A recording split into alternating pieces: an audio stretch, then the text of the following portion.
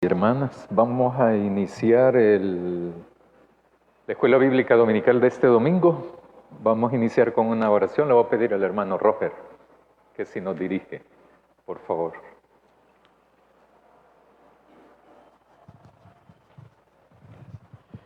Muy buenos días, hermanos y hermanas.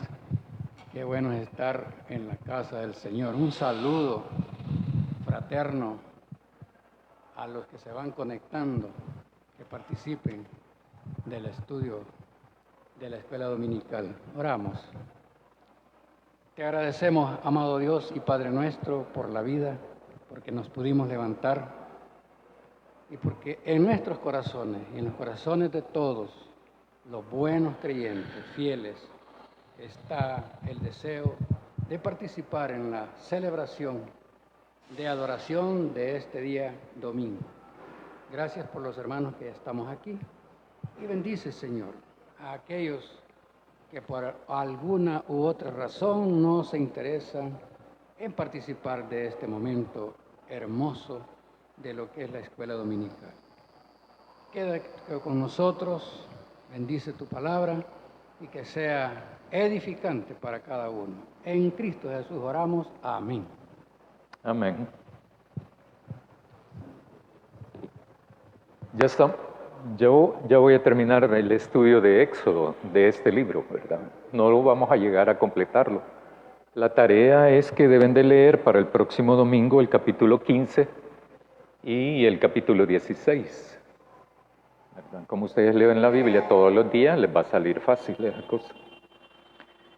Ahora vamos a ver el capítulo 14. Voy a comenzar con esto en Éxodo 12, versículo 38, que es algo casi que nunca, casi es muy raro que reflexionemos en eso. Dice el texto, también subió con ellos grande multitud de toda clase de gente y ovejas y muchísimo ganado. Eso se refiere a personas, a gente, como decía el domingo pasado, de otras culturas.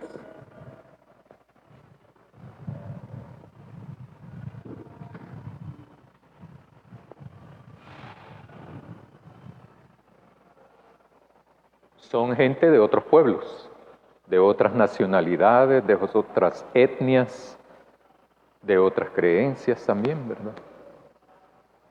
Etcétera. Casi nunca reflexionamos en eso.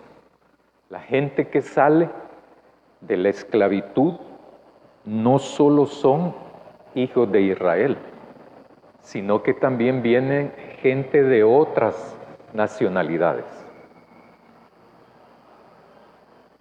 Voy a tratar de dibujar esta cosa, porque es importante saber cómo es que Dios va llevando esto, ¿verdad? Primero le dice Dios a Moisés, decirle a la gente que se vaya a Ramesés. Dijéramos que estos son los caudales del Nilo.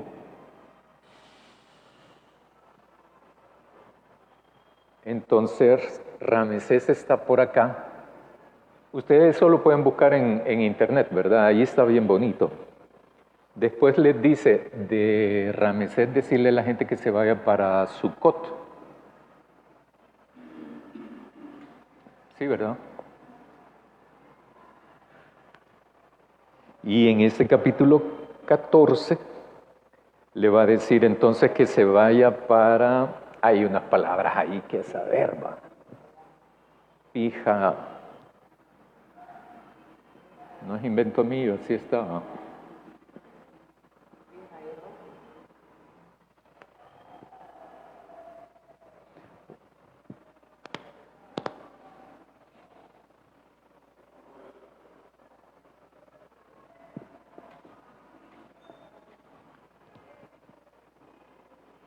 Y es aquí precisamente en donde está el mar, ¿va? Por aquí.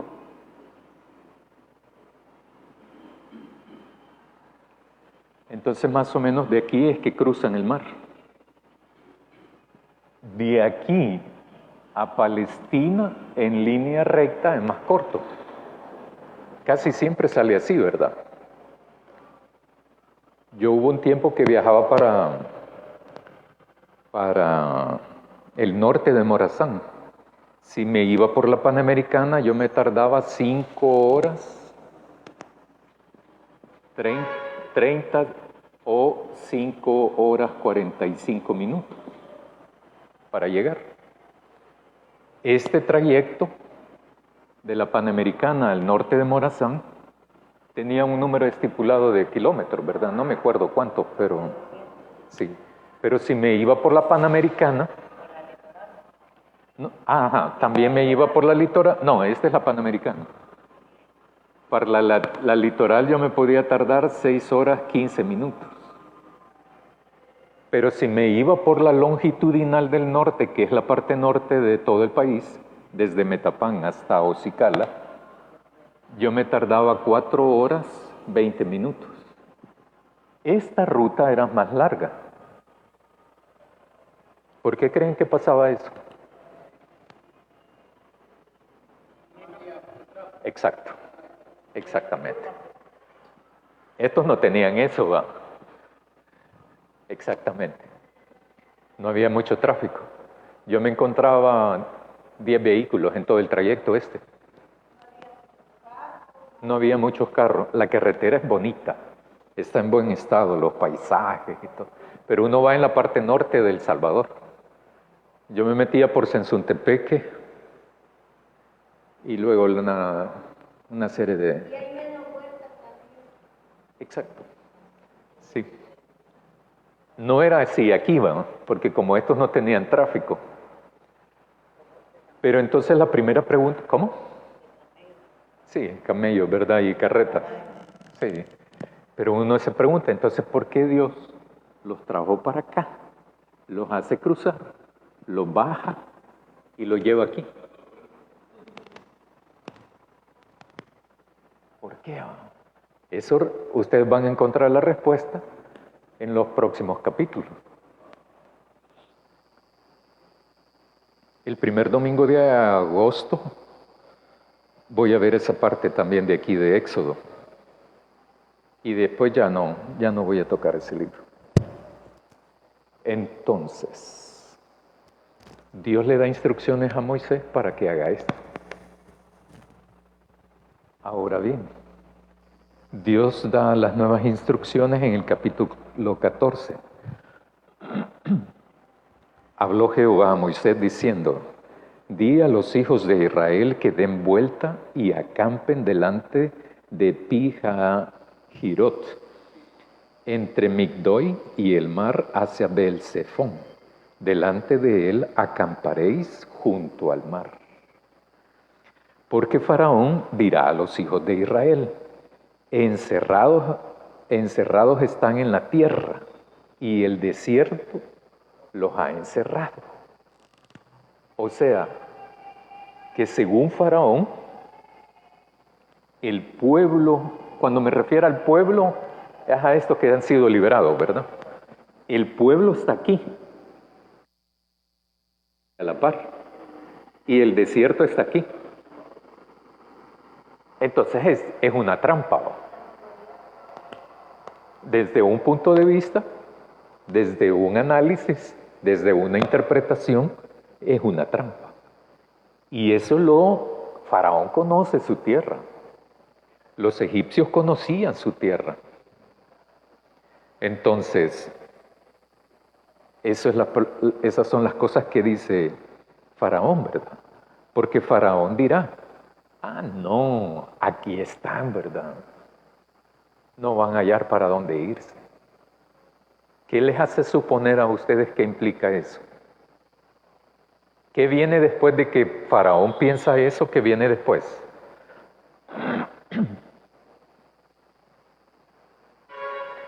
Se me había olvidado que a ustedes les gusta así, ¿verdad? Sí, se me olvidó. Lo que viene después el propósito del Señor, que no era el que es totalmente desconocido para el faraón, porque el faraón pensó: aquí lo voy a terminar a todos. Así se va a hacer aquí. Vaya, otra otra vez para que le escuchen allá. Perdón. Que lo que pasa es que el propósito de Faraón es o siempre tenerlos como esclavos o exterminarlos. Entonces él dijo, aquí va a ser fácil, pero, Ajá. pero para él era totalmente desconocido el propósito del Señor, que ahora para nosotros es fácil, ¿sabes? Porque ya lo leímos. ¿Verdad? Sí, sí, sí. Muy bien. Pero una posibilidad entonces es que Faraón va a reaccionar. Si están encerrados, el análisis del Faraón es, están encerrados, están en una trampa. Pues es fácil llegar donde ellos, ya sea para exterminarlos o para recapturarlos, para volverlos a poner a trabajar. Muy bien. Entonces, aquí vuelve a aparecer en este capítulo 14 esta línea, ¿verdad? Y yo endureceré el corazón de Faraón para que los siga, y seré glorificado en Faraón, en todo su ejército, y sabrán los egipcios que yo soy Jehová. Y ellos lo hicieron así. ¿No encuentran una contradicción ahí con lo que ha pasado antes con las plagas? ¿Para qué entonces Dios va a endurecer el corazón según el versículo 4? ¿Para qué?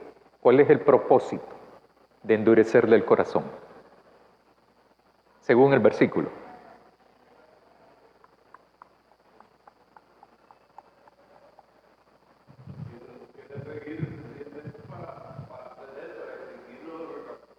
Ajá.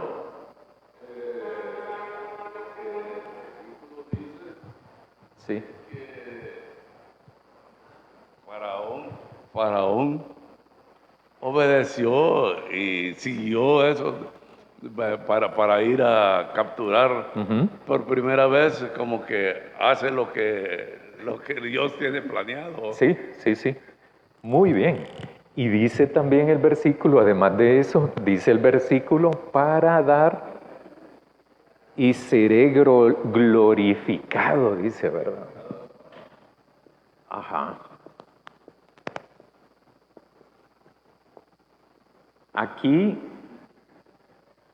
a un nivel más o menos superficial, por aquí va, por aquí. Si dijéramos que esto sea la gráfica para los niveles de análisis, ¿verdad?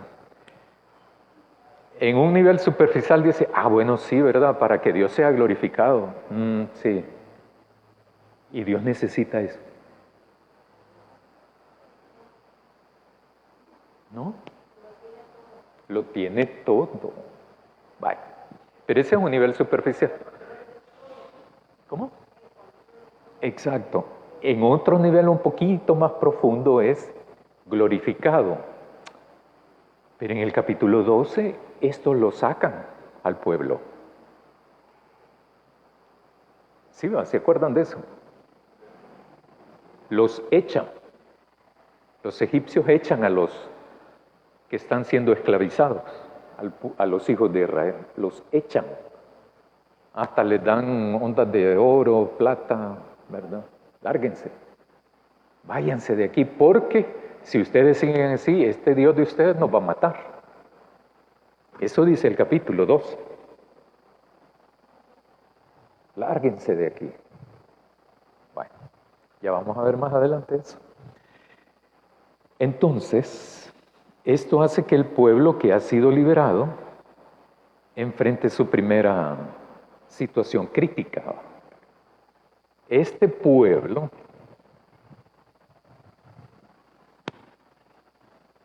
a veces me parece que los salvadoreños nos parecemos a estos.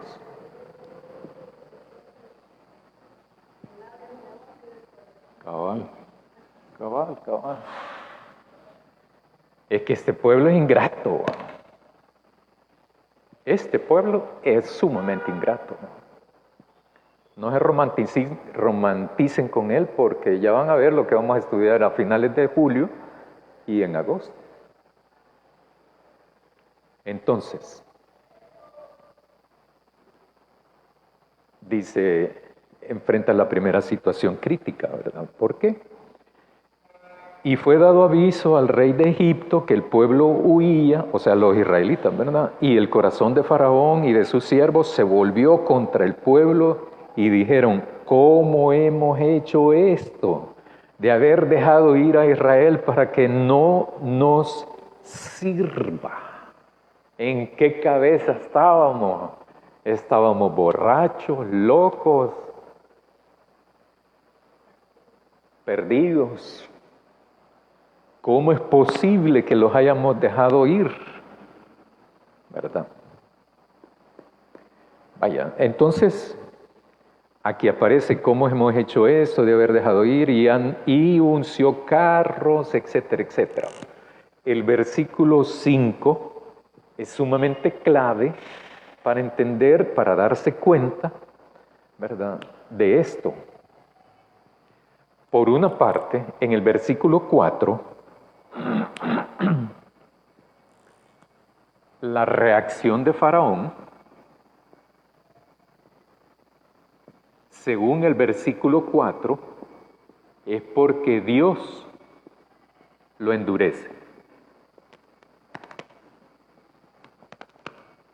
Pero en el versículo 5, ¿es por qué? Según el 5. Cuando dicen, ¿cómo hemos hecho esto de haber dejado ir a Israel para que no nos sirva? ¿Qué es eso? Ajá, sí, exacto. ¿Se arrepiente por qué? Exactamente. Es por la pérdida, es por los costos. Los costos que tienen relación con lo que usted dijo más temprano. O lo llega a exterminar o lo llega a recapturar porque esta es mano de obra gratis. Yo recuerdo que el hermano Roger dijo, yo dije mano de obra barata y él me dijo, mano de obra gratis, si no le pagaban nada. Eso hace como 5 meses, creo, no sé. ¿Verdad?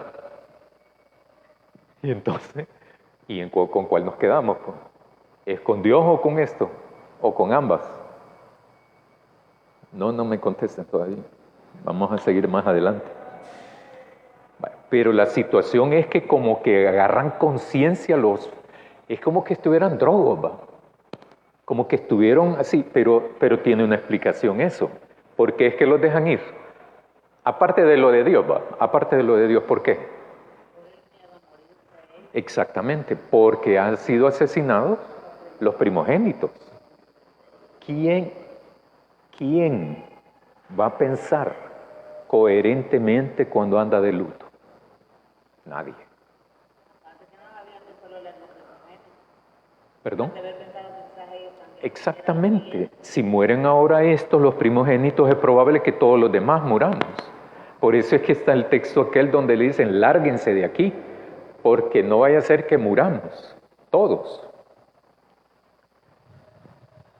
Entonces, hay costos en la salida de esto.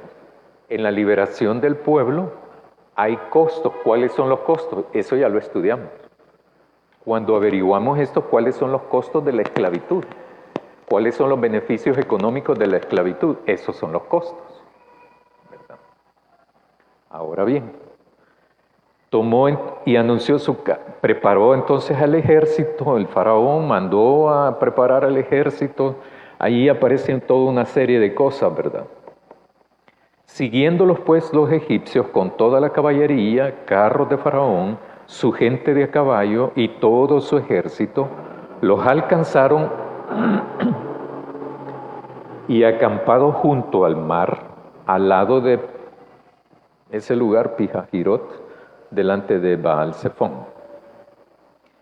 Cuando Faraón se hubo acercado, los hijos de Israel, versículo 10, alzaron sus ojos y he aquí que los egipcios venían tras ellos, por lo que los hijos de Israel temieron de gran manera, inmensamente, y clamaron a Jehová. Fíjense cómo termina el versículo 10. Y el 11 dice, y dijeron a Moisés, no había sepulcros en Egipto que nos ha sacado para que muramos en el desierto. ¿Por qué has hecho así con nosotros? Que nos has sacado de Egipto. 12.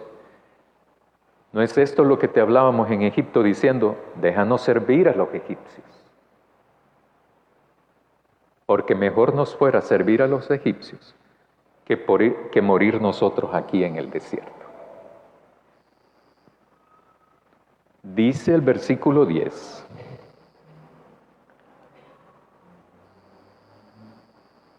Que cuando el ejército egipcio, Faraón, con su ejército, va a esta ciudad,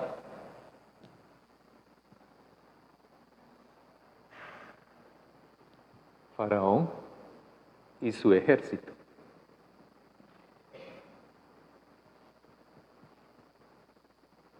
va con toda su maquinaria de guerra, posiblemente, una posibilidad es a exterminarlos. Y otra posibilidad pudiese ser a recapturarlos. Cuando los hijos de Israel que están aquí ven que esto, entonces tienen un inmenso miedo de morir, de ser asesinados. Ahora bien, y dice también de que clamaron a Jehová y dijeron a Moisés, no había sepulcros en Egipto. ¿Qué es eso? Todo eso que le dicen a Moisés, ¿qué es? Reclamo. Bueno.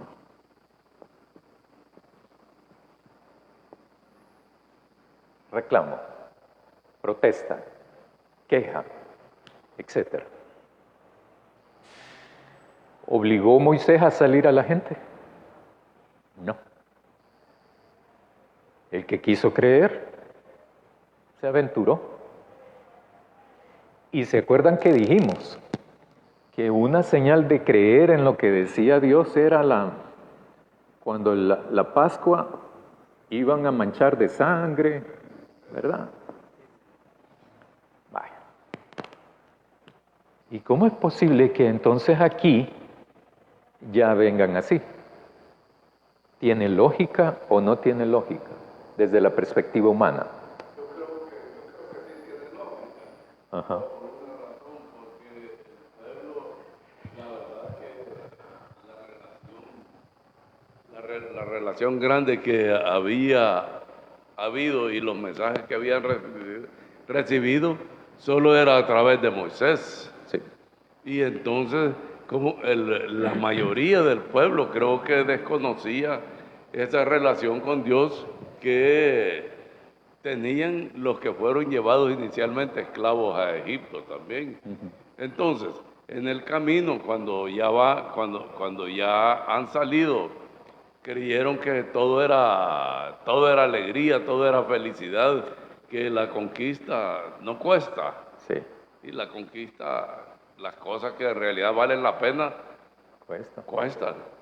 Y entonces, ¿cómo es posible que Dios le dijo a Moisés que mi pueblo salga para que me sirva? Y entonces, pero los egipcios decían, ¿cómo lo hemos dejado ir para que no nos sirva? Y entonces, el problema es que en el camino el pueblo no tiene mucha experiencia de su relación con Dios como para poder confiar en la promesa que tienen. Ajá. Muy bien. Aquí es importante ir haciendo comparaciones de las reacciones del pueblo de Egipto con el pueblo de Israel. Y van a encontrar varias similitudes en eso, ¿verdad? Dios actúa. Dios actúa en todo Egipto, con propósitos distintos, pero actúa en toda la tierra de Egipto. Si estos hubiesen creído, hubieran cambiado de actitud. Si estos creyeron, hubieran cambiado de actitud. Entonces, el reclamo, la protesta del pueblo de Israel es en contra de Moisés. Moisés es el intermediario entre Dios y el pueblo. Y por eso Moisés le dice a Dios al principio, cuando vaya a hablar con ellos y me digan quién te manda, ¿quién les voy a decir que soy? Y entonces le dice Dios, ¿verdad? Entonces Moisés no actúa solo por iniciativa propia, sino que obedece a este Dios. Algunas plagas sí les toca a todos, las consecuencias, pero la mayoría no. Entonces dicen los hijos de Israel, no había sepulcros en Egipto que nos has sacado para que muramos en el desierto, porque has hecho así con nosotros, que nos has sacado de Egipto. Mentiras, salieron porque quisieron. A nadie obligan a eso, ¿verdad? Cuando uno hace el compromiso con Jesús, uno no puede decir, no, es que mi mamá me obligó, mi novio me obligó, mi novia me obligó, mi esposa, mi esposo. No puede hacer eso. Uno tiene que asumir la onda, ¿no? El compromiso lo asume. El que quiso salir, salió. Incluso gente de otras culturas se fue. Y dice, ¿no es esto lo que te habíamos dicho en Egipto? Déjanos servir en Egipto. O sea, ¿para qué nos metiste ideas, pues? ¿Verdad? Bien estábamos allá. ¿Cómo? ¿Cómo? Bien fregado. Exactamente. Sí. Ajá.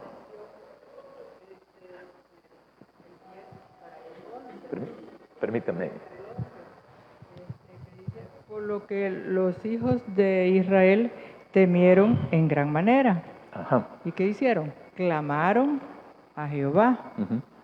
Pero me llama la atención que, por un lado, dice, clamaron a Jehová, pero le hacen un reclamo a Moisés. Exacto. Ellos saben muy bien, en todo lo que hemos venido estudiando, que Moisés es el que Dios les habla a través de Moisés, Sí. que Dios da las órdenes a través de Moisés. Sí. Entonces, pero ellos le reclaman a Moisés.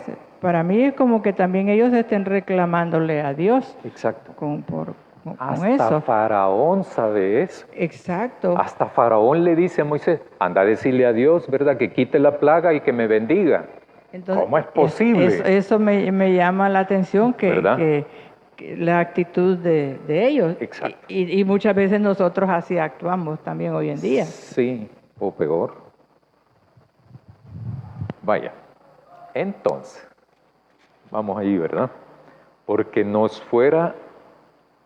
mejor nos fuera servir a los egipcios que morir en el desierto. Es mejor morir esclavo que morir libre. Esa es mentalidad esclavista, de esclavo, de oprimido. Porque eso se inquestó en el inconsciente colectivo de la población. Porque son 430 años de esclavitud. No conocían otra vida. Nacieron esclavos y morían esclavos. Exacto. Más de 5 generaciones, dice el hermano. Exacto. Nacieron esas nuevas generaciones, nacieron esclavas. Sabían que su futuro era esclavo. Así como el dicho cruel salvadoreño, ¿verdad? El que nació maceta, ¿verdad? Es eso. No pasa del corredor. Mira, mijo, si vos sos hijo de jornalero, vos a lo más que vas a llegar es a ser jornalero. ¿Para qué vas a la escuela? Si para usar la cuma no se necesita eso. Así se nos decía en el siglo pasado. Pero todos sabemos que eso no es cierto. Todos sabemos que esto también cambió.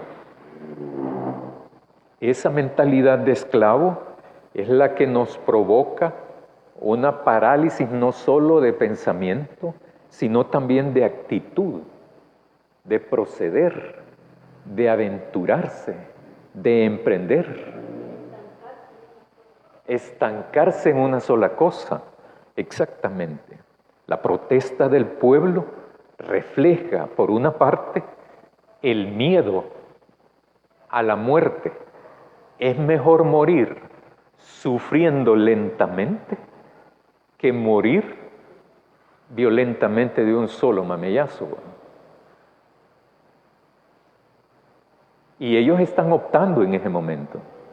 Todavía no los estamos juzgando a ellos. La protesta del pueblo de los hijos de Israel es dura en contra de Moisés, pero Moisés es el representante de Dios. O sea, es una protesta en contra de Dios también. ¿Cómo responde Moisés? A mí me llama la atención eso, ¿verdad? De Moisés dice: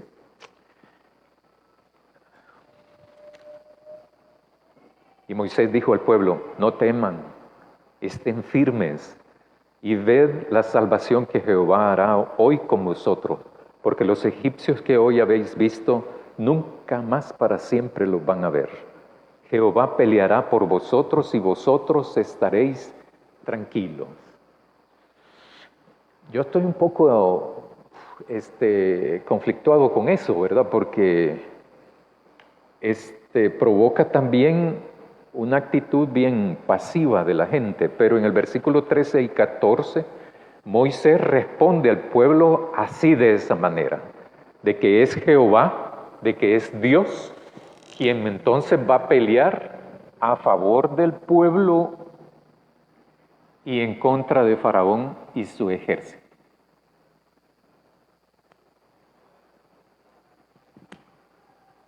Versículo 15. Entonces Jehová, dígame.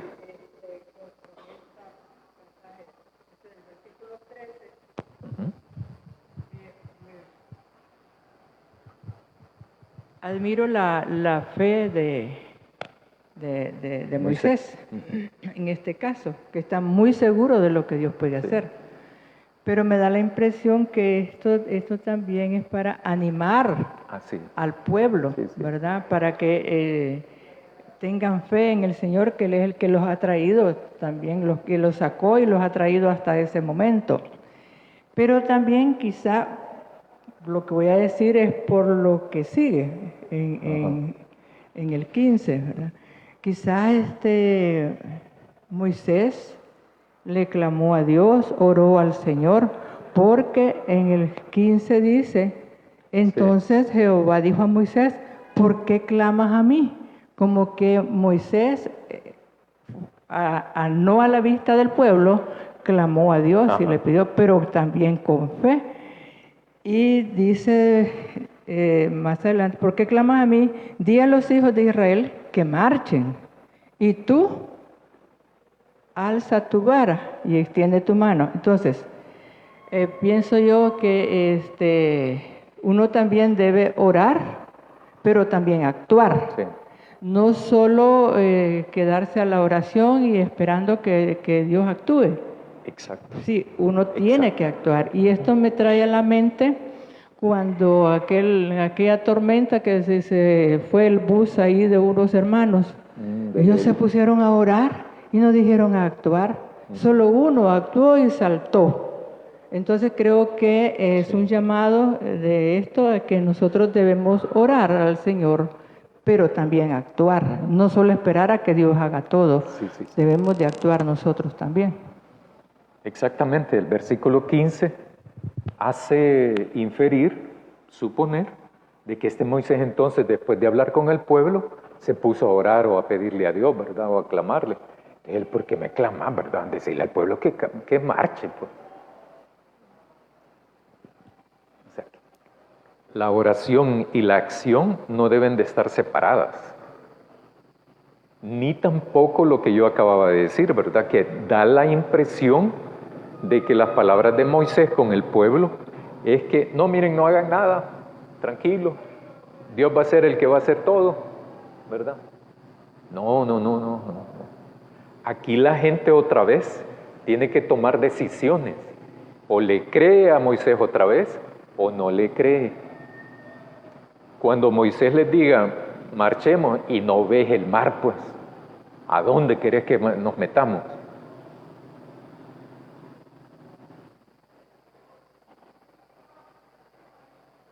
Y entonces toman esa decisión. Y le dice, di a los hijos de Israel que marchen, alza tu vara, etcétera, etcétera, etcétera. ¿Verdad? Y ya sabemos eso, ¿verdad? Que caminan, se abre el mar, caminan, ¿verdad? ¿Ustedes piensan que todo ese tipo de cosas Dios la pasa desapercibido?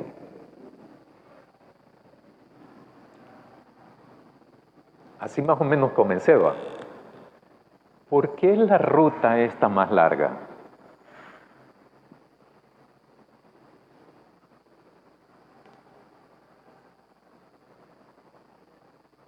¿Por qué la ruta más larga?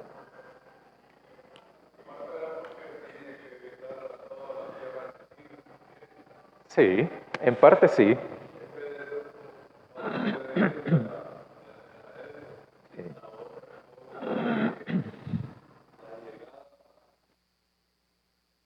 La llegada a ese lugar, ahí no les quedaba más camino que seguir o ser esclavos otra vez, o morirse allí. Entonces, lo que ellos no sabían era la relación entre Moisés y Dios, que básicamente Moisés sabía todo lo que le iban dando el mapa, cómo iba a proceder, y solo hasta ese momento solo él sabía las señales que iba a hacer para abrir el mar y que poder pasar, pero todo lo demás era negro para el pueblo de Israel en ese momento.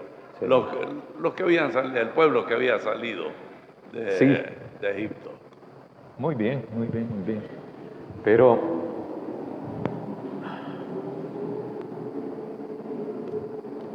y eso tiene que ver con nosotros ahora, ¿verdad? También.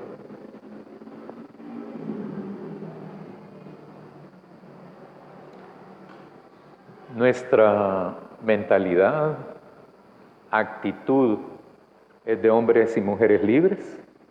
¿O nuestra mentalidad, actitud, es de hombres y mujeres esclavos? Ahora le podríamos llamar del pecado.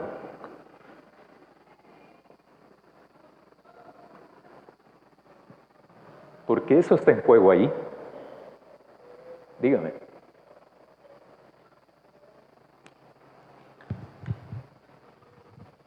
Hace muchos años sucedió algo con David Koresh, no sé si recuerda, en el que hubo un suicidio en masa. Usted está mencionando que el pueblo de Israel era como la quinta generación que no conocía a Dios. Y eso significa de que no estaban familiarizados con conceptos de fe, no estaban familiarizados con un creador. Sí. ¿Cuál era la actitud que tenía el pueblo con sus hijos cuando Moisés se les dice, vamos, metámonos al mar? O sea, yo no sé, algunos pueden nadar, pero tirarse todo el mar, esto los está invitando a la mentalidad de algunos es que nos quiere ahogar, podría ser. Sí. Usted está hablando acerca de la mentalidad de la MAL, está hablando de mentalidad. Y finalizo. Nosotros guardamos en nuestro cerebro la información que está en nuestro universo a través de distintas estructuras. a través de los sentidos. Y al final yo no necesito estar frente a la piña, porque mis sentidos lograron guardar las propiedades de la piña. Ahora, ¿por qué estoy mencionando esto? Porque ¿cuál era la experiencia que tenía el pueblo de Israel hablando del concepto de fe? Como para poder recordarla, si no tenían una experiencia de fe. A veces cuando nosotros miramos, pasamos las páginas, se nos olvida de que para que podamos asimilar cierta información se necesita la repetición. Usted habla del recorrido largo, esa gran escuela en la sabiduría de Dios para recordarles, para que fueran familiarizándose, para que fueran teniendo experiencia y vivencia, y de esa manera pudieran en su cerebro poder tener esa semilla que necesitaban para ser el pueblo escogido. Muy bien, excelente. Sí. No tenían eso. Pero experimentaron lo de las plagas, todo esto, ¿verdad? Pero no tenían eso. Yo me atrevo a suponer, ellos no creían en este Dios, muchísimos de ellos, muchos de ellos, pero también muchos de ellos sí. Todavía había un grupo ahí que mantenía eso. ¿Por qué? Porque habían los ancianos al principio que habla Moisés, que va a ir a hablar con ellos. Pero es cierto, todo esto es todo un proceso de conocimiento, de reflexión, de entendimiento. Lo mismo nos pasa ahora a nosotros. Lo mismo nos pasa ahora.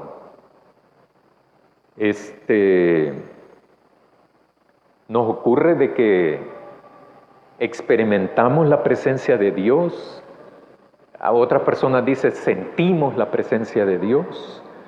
Experimentamos de que Dios nos ayudó en esta o en esta otra situación, pero nos sentimos felices, agradecidos, pero al cabo de un tiempo, cuando enfrentamos otra situación, volvemos a caer, ¿verdad? Y hasta nos deprimimos, dicen unos, ¿verdad? Que se deprimen. No entiendo cómo es posible eso. Yo sí sé de que a veces tenemos enfermedades crónicas que requiere mucho esfuerzo, ¿verdad? Requiere mucha dedicación, requiere mucha paciencia. Pero también esto tiene que ver con nuestras prioridades y nuestras opciones. Dios no es un Dios de magia. Dígame, hermano. Ajá. Contrario al pueblo de Israel que no conocía a Dios, Dios utiliza a Elías de forma extraordinaria. Sí. Como nadie. Y resulta que días después, ahora lo encontramos en una cueva. Esto es el ser humano. En algún momento determinado, frente a un desafío, ante la interpretación de una situación, tendemos a meternos a la cueva. Exacto. Sí. Lo mismo ocurre con Jesús, ¿verdad? La familia, hubo un momento que decía, no, mira, tu hijo, María, hablando de Jesús, está medio loco, hay que irlo a traer porque está tocado, chiflado, sí. Pero no se acuerdan de un pasaje donde la misma familia le dice, mira, y vos no vas a ir a la fiesta. Anda, ¿y cómo es posible de que alguien que se quiera dar a conocer no va a ir a hacer los milagros allá en la fiesta? Allí es el lugar adecuado, aunque no creían en él, ¿verdad? Dígame. Solo espere el micrófono que viene. Ahí lo llevan, mejor dicho. Gracias, hermano. En el versículo 31 dice esta versión: y al ver los israelitas el gran poder que el Señor había desplegado en contra de los egipcios, temieron al Señor y creyeron en Él y en su siervo Moisés. Pero si ya habían visto las plagas, ya habían tenido todo toda una serie de acciones en las cuales Dios se había manifestado. Y todavía dudaban, y hasta que ven que se abre el mar rojo, entonces temen a Dios y a su siervo Moisés. Yo creo que usted lo acaba de decir muy bien. En la realidad, los humanos no dejamos ese tipo de conducta. Pasó con Jesucristo, lo vieron hacer milagros, vieron el amor que Él tenía por su pueblo, por sus hermanos, por todos. Y sin embargo, prefirieron a otros que al mismo Jesús, que había devuelto la vista a unos, que había sanado a muchos, en fin, tantas cosas. Yo creo que llevamos más de 2000 años y seguimos siendo lo mismo. Negamos muchas veces a Jesús con nuestra forma de ser. Ahora bien, ¿por qué ese tipo de conductas? Yo creo que ahí los psicólogos tienen mucho que explicarnos y enseñarnos, y tenemos que hacer ciertas, llamémoslo así, elucubraciones o análisis o estudios sobre la conducta humana y la religiosidad y la verdadera fe, que no es lo mismo. En ese sentido, yo creo que esta clase de estudios nos ayudan a analizar y a reposicionar nuestra fe y a tener una claridad más sobre ella. Muy bien, gracias. Dígame. Ya le traen el micrófono.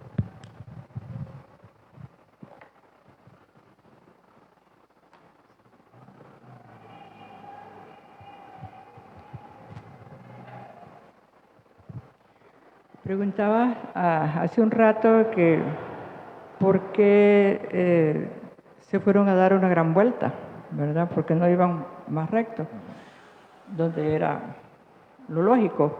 Entonces,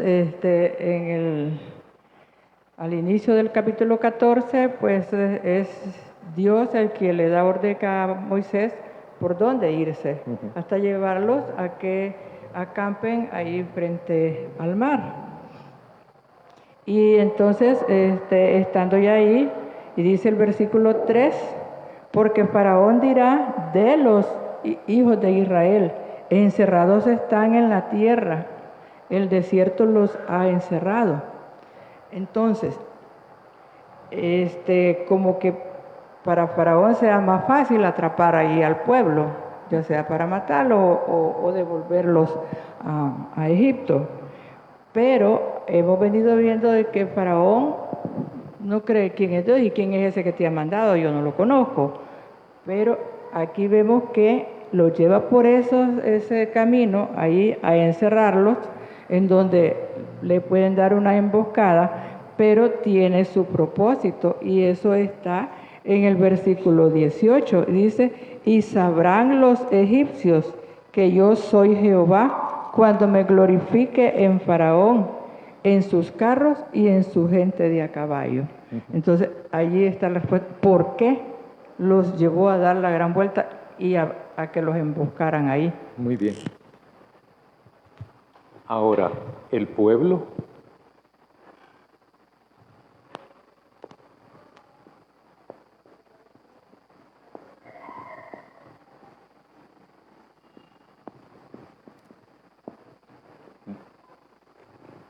y eso va con nosotros, ¿no? El pueblo, ¿cómo interpreta eso? Los actos, los hechos, los acontecimientos que Dios interviene. De cómo lo interprete, va a ser la fe. Si creemos que Dios es mago, vamos a tener una supuesta fe basada en alguien que no es Dios. Dios no es mago, ni Jesús. No hace magia. Por eso no hay que pedirle en oración cosas que son como de magia. ¿Cómo interpreta el pueblo ¿Cómo interpretó las plagas este pueblo? ¿Cómo las interpretó el pueblo de Egipto? Que siempre me confundo en eso. El pueblo de Egipto, ¿cómo las interpretó? Ese es por un lado, pero el pueblo, los hijos de Israel, ¿cómo lo interpretaron? Ahora hemos leído en el versículo 31 de que ahora sí, ¿verdad? Entonces sí, el pueblo, oigan bien, ¿verdad? Porque lo vamos a ver más adelante. Ahí sí, ¿verdad? Ahí sí. Entonces el pueblo, los hijos de Israel que han sido liberados por Dios, vio Israel aquel gran hecho que Jehová ejecutó contra los egipcios y el pueblo temió a Jehová, creyeron a Jehová y a Moisés su siervo. ¿Cómo interpreta este pueblo los actos, los hechos, los acontecimientos, las intervenciones, el actuar de Dios en la historia? De manera como lo interpretemos, así va a ser a lo que le llamamos nosotros fe. Entonces uno dice, yo creo en Dios. Ajá, ¿en qué Dios? ¿Cuáles son las imágenes que tenemos de Dios? Las imágenes que tenemos de Jesús. ¿Es el hácelo todo? ¿Es la cajita de Pandora? ¿O es Dios? Porque Dios no es una caja de Pandora. Dios ni siquiera es el arca. Dios no es el maná. ¿Verdad? Yo a veces digo eso, ¿verdad? Pero no es que hayan oraciones poderosas. El que tiene el poder es Dios, no la oración. Y allí no hay que confundirse. Vamos donde el hermano fulano, donde la hermana sutana, ¿verdad? ¿Por qué? Porque ella tiene ora poderosamente. Ya estamos confundidos. ¿En qué Dios creemos, pues? ¿Verdad? Vamos donde esta hermana o este hermano porque a él sí Dios le oye. ¿Y por qué no le oye a esta persona? ¿Por qué? ¿Por culpa de Dios o por responsabilidad de ella? Óigame bien, va. ¿Por culpa de Dios o por responsabilidad de la persona?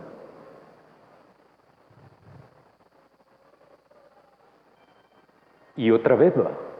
Tenemos una mentalidad de esclavo que andamos dependiendo de otra gente. ¿O tenemos una mentalidad de libre? Uno tiene acceso a Dios directo. Uno no tiene que andarle buscando a nadie. Claro, ¿verdad? Por supuesto, que uno le comparte a un hermano o una hermana, fíjese que me pasa esto, ¿cree que me ayuda a orar? Vaya, eso es otra cosa. No estoy diciendo eso. No, yo ya le pedí a la hermana Loli que orara por mi enfermedad, ¿verdad? Entonces yo no oro, ¿por qué? Porque a ella Dios le oye. Ahí sí, ¿verdad? Estamos mal.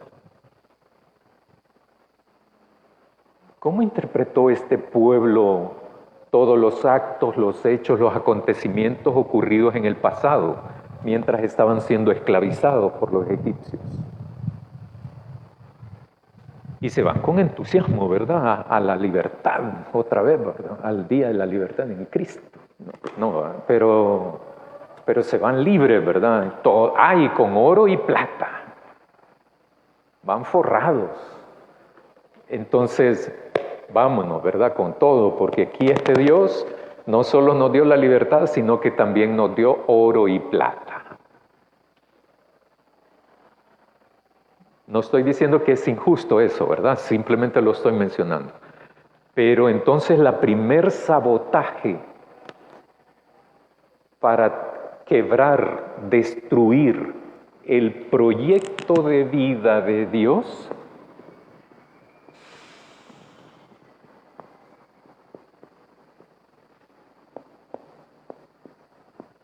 es en el capítulo 14. Y el sabotaje no viene de Egipto, el sabotaje viene de estos,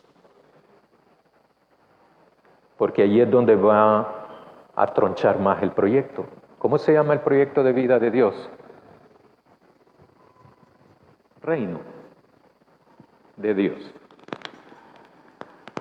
Siempre ha sido y siempre será. No hay otro. Y así comencé yo la clase de Éxodo. Hay que ponerle atención a esto.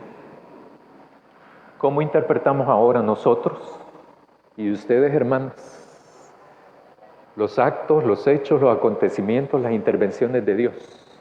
Ahora, hoy.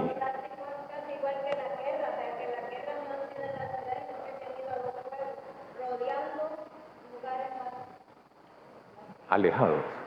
Muy bien, sí. Ajá. Y entonces uno tiene que ponerle atención a lo práctico, a esto. Porque cuando entonces ahora nosotros nos debemos de interpretar esto a la luz de la palabra de Dios y así entonces vamos a tener esto. ¿Verdad? Oremos, hermanos y hermanas. Yo creo que ya está el café, ¿verdad? Así es que le voy a pedir a la hermana Loli si nos despide en oración.